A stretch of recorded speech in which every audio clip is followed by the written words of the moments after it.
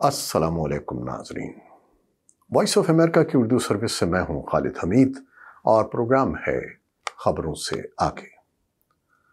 नाजरीन, भारत में 19 अप्रैल से आम इंतखाबात में वोटिंग शुरू हो चुकी है, लेकिन वोटिंग से पहले इंतखाबी जलसों में भारत के वज़ीर आज़म नरेंद्र मोदी और वज़ीर दिफा राजनाथ सिंह के घर में घुसकर मारने के बयानात के बाद नई दिल्ली में ये बहस छिड़ गई है कि क्या मुबैना दहशतगर्दों को दूसरे मुल्कों में दाखिल होकर हलाक करना भारत की खारजा पॉलिसी का हिस्सा है।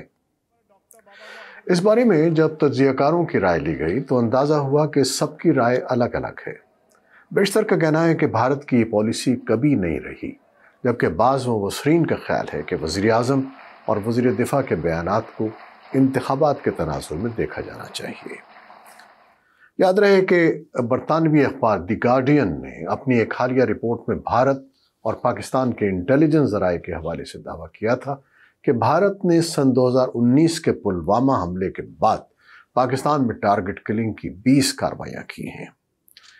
पाकिस्तान ने भी इल्ज़ाम आयद किया है कि मुबैना भारतीय जासूस सरबजीत सिंह पर जेल में हमला करने वाले मुलजिम आमिर सरफराज तांबा पर हाल ही में होने वाले हमले में भारत के मुलव्वस होने का शुबा है।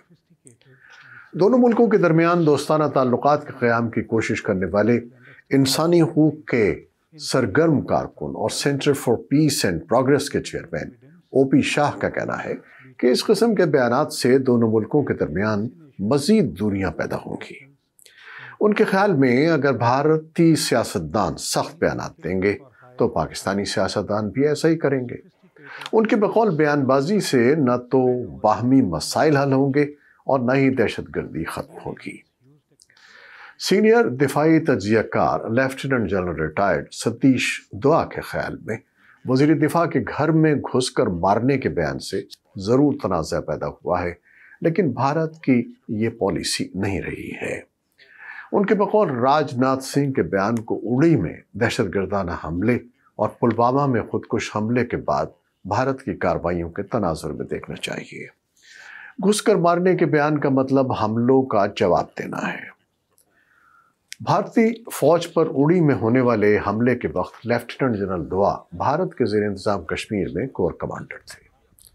उनके बकौल घर में घुसकर मारने का मतलब ये है कि उड़ी में हमले के बाद भारतीय फौज LOC क्रॉस करके पाकिस्तान के इलाके में गई और उसने सर्जिकल स्ट्राइक करके दहशतगर्द कैंपों को नुकसान पहुंचाया। इसी तरह पुलवामा हमले के बाद भी भारतीय फ़ज़ाइया ने बालाकोट के पास कार्रवाई की। भारत दावा करता है कि उसने दोनों कार्रवाइयों में दहशतगर्द ग्रुपों को काफ़ी नुकसान पहुंचाया था, जबकि पाकिस्तान की फ़ौज ने सर्जिकल स्ट्राइक की तरदीद की थी। ऑपरेशन बालाकोट के बारे में उसका कहना था कि उससे कोई जानी नुकसान नहीं हुआ। भारत में हिज़्ब इख्तिलाफ ने भी सर्जिकल स्ट्राइक का सबूत तलब किया था, जिस पर भारत में तनाज़ा पैदा हो गया था।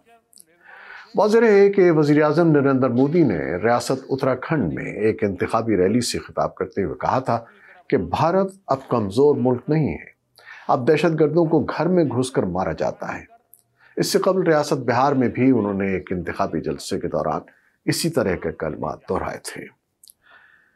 अमेरिका ने वज़ीर आज़म मोदी के बयान पर तबसरा करते हुए कहा था कि वो इस मामले में पड़ना नहीं चाहता। व्हाइट हाउस के तर्जमान ने एक सवाल पर कहा था कि अमेरिका कशीदगी से बचने और मुज़ाकरात से मसाइल को हल करने के लिए भारत और पाकिस्तान की हौसला अफजाई करता है। भारतीय वज़ीर आज़म और वज़ीर दिफा के बयानात पर लेफ्टिनेंट जनरल रिटायर्ड सतीश दुआ कहते हैं कि पाकिस्तान में मौजूद दहशतगर्दों के कई ग्रुप्स हैं जिनमें आपस में झड़पें होती रहती हैं। अलबत्ता वो चोरी छुपे के कत्ल के वाक़यात पर कोई तबसरा नहीं कर सकते।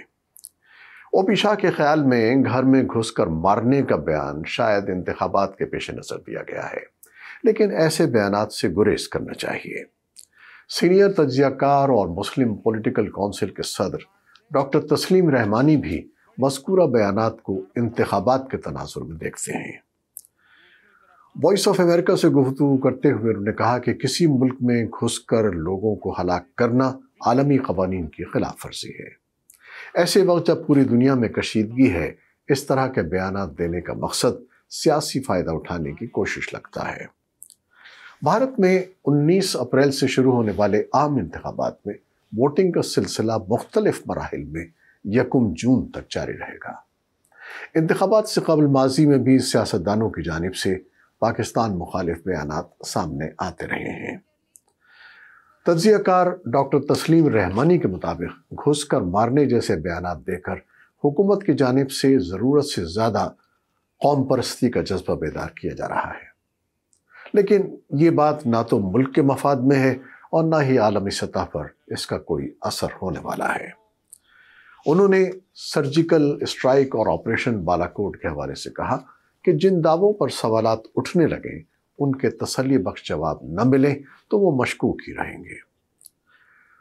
پاکستان کی کالم نگار عائشہ صدیقہ نے بھی نئی دہلی کی ایک news website the print کے لیے اپنے مضمون میں مذکورہ بیانات کی وجہ بھارت میں ہونے والے انتخابات کو بتایا ہے۔ ان کے مطابق یہ بیانات اپنے ووٹرز کو مرعوب کرنے کے لیے دیے گئے ہیں۔ بھارتی وزیر دفاع راجناتھ سنگھ نے مقامی نشریاتی ادارے CNN نیوز 18 کو انٹرویو دیتے ہوئے کہا تھا کہ اگر دہشت گرد بھارت میں کارروائی کے بعد پاکستان میں جا کر چھپ جائیں گے تو بھارت وہاں بھی جا کر ان کو مارے گا۔ اسی طرح کا بیان انہوں نے جموں کے کٹھوا میں ایک انتخابی جلسے سے خطاب کے دوران دیا اور کہا کہ بھارت نے اڑی اور پلوامہ دہشت گرد حملوں کے بعد پوری دنیا کو دکھا دیا کہ ہمارے پاس وہ طاقت ہے کہ ہم سرحد کے اس پار بھی مار سکتے ہیں اور ضرورت پڑی تو اس پار بھی مار سکتے ہیں۔ بھارتی وزیر خارجہ ایس جے شنکر نے مہاراشٹر کے شہر پونے میں ایک پروگرام کے دوران کہا تھا کہ دہشت گرد کسی قانون کے تحت نہیں چلتے، لہٰذا ان کو جواب دینے کے لیے بھی کسی قانون کی پابندی نہیں کی جا سکتی۔